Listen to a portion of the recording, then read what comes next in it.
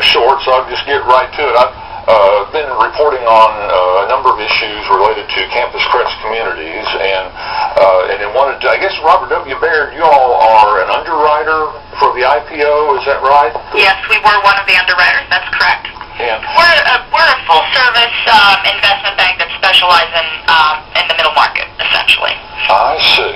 And in layman's terms, what is an underwriter? What does that mean in an IPO situation, Paula? Sure. So most investment banks are organized in a way that they have a private wealth management retail investor division. They usually do some sort of fixed income or bond trading. They do some kind of asset management. And then they have a capital markets area, meaning the publicly traded stocks and bonds markets. Okay? Within the capital markets area, there's investment banking, there's sales and trading, there's research, which is what I do, essentially doing analytical research and putting out price targets and investment ratings on the stocks that I'm responsible for covering. And there's a group that sort of sits between all of those, or I should say among all of those, which is equity capital markets, the RECM desk. And they kind of are the go-between all of these capital markets groups. When we talk about underwriting, that's really housed in the investment banking team. And I like to call investment bankers the dating service of the financial world. They essentially do one of two things. When companies are in growth mode and they need capital, whether that be equity, the stocks, or debt, and there's lots of variations to that, they go find capital partners, or they just facilitate the process of a company tapping the equity markets, tapping the bond markets, essentially. In terms of tapping the equity markets, if the company has never been a public company before, that's an initial public offering. And that's what Campus Crest did. And there's usually a lead bank, and then there are several others that participate. And what that does is it gives the company who is issuing the equity out into the public markets, it's got a better execution, a broader platform of investors to reach, essentially.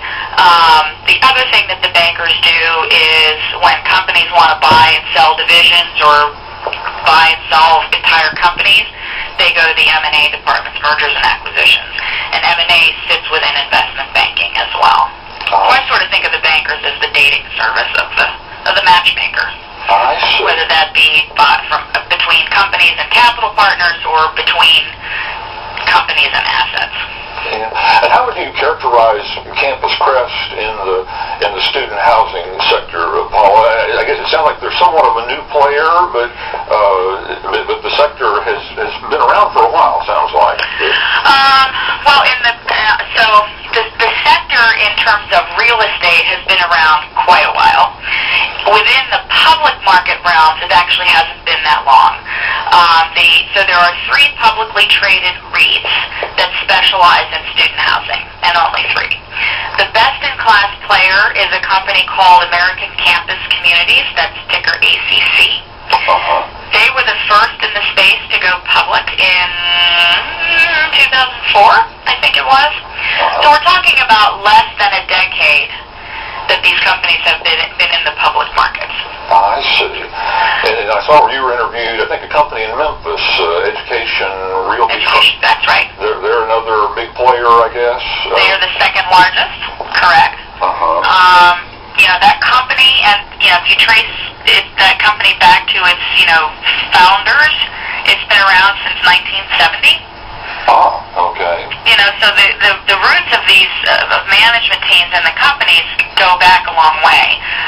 But just to distinguish that from being public companies, EDR went public probably a half a year after ACC did in 2005. And then there was a third that was called GMH Communities. ACC bought them out in January 2008. So then for a long time it was only the two players, ACC and EDR. And then in fall 2010, Campus Crest had its IPO.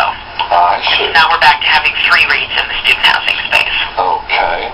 But many private, smaller private players. And what is the importance, Paula, of the CEO in putting together an IPO like this? And I know you mentioned in the Memphis article, I think they had some uncertainty in their top management and had a new person come in and kind of get them moving forward. And Ted Rollins, of course, is the CEO of Campus Crest. What role does that one particular person play in helping to put together a deal or attracting investors? Sure. So there's in thinking about it as a public company perspective, there's really two main roles that a CEO plays.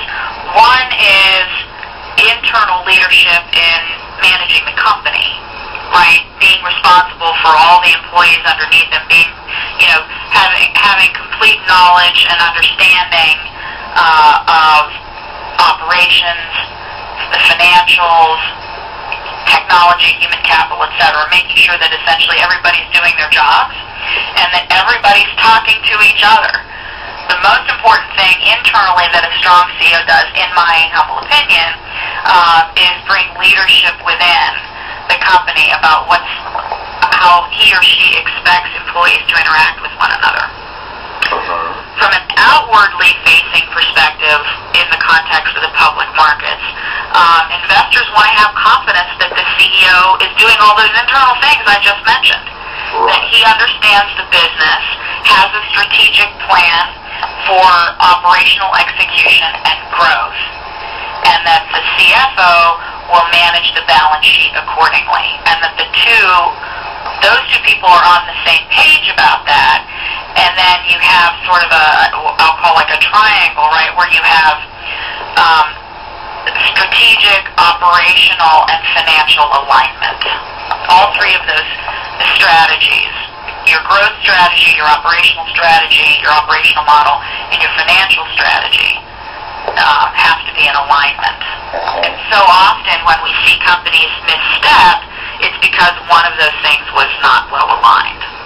So in the case of EDR, their previous CEO, who remains chairman of the board there, very nice fellow, knew student housing inside and out, had been doing that, since 1970, he was a founder of the company, but he was a terrible public company CEO. Because, it was a small company, number one. He built it, and, entrepreneurs get emotionally invested. And all of a sudden, you've got some 26-year-old, just out of grad school hedge fund manager hammering you on your conference calls. That is not a pleasant seat. That's not a pleasant experience to be in. So he just sort of said, I'm not doing that anymore, and left the role of interaction with investors to the CFO. And that was not a good strategy. So that was one of the problems there. Secondly, in hindsight, they're missteps, and when I say missteps, I mean things like missing guidance, missing earnings estimates, cutting guidance, poor underwriting in their acquisitions. What we really figured out post his departure is that it was really a lack of leadership internally. So you had your deal guys going out and underwriting a bunch of deals, just telling the finance department, well, here's what we think these assets will deliver to, the bottom line next year, but the operations people were never involved in the underwriting. So, you buy the assets, you've underwritten a certain amount, then the operations team comes in and says, you people are smoking crack, we're never going to get that kind of money out of this asset. And so then the financials miss estimates, investors get upset, and it's a downward spiral. And in particular for them, what happened in 2009 is that the performance of a certain portfolio of assets was really in decline, and the debt on those assets was coming due, and they had to refinance. And if you think back of where we were in terms of the credit crisis in 2009, where lending was essentially frozen, they couldn't refinance those assets for nearly as much as what they owed on it. They were essentially going to have a cash call, and they didn't have enough cash. Yeah. And that was when the CEO said, I'm going to retire now. We're going to institute a search for a new CEO. I see. New CEO started 6 months later, January 1. Randy Churchy, phenomenal fellow, came from the hospitality world, and he's led a complete turnaround of that company. By doing these things that we just talked about, you know, the internal leadership, making sure that the business model, the growth model, and the financial model all make sense and supports one another, making sure people are talking internally, and then is very outwardly facing with investors, gets out on the road, meets with investors all the time, and has restored confidence, and the stock has taken off over the last 2.5 years since he's been in that seat. So I use that as an example of a compare and contrast of what a really good CEO can do for a company, what their real importance is. So now let's bring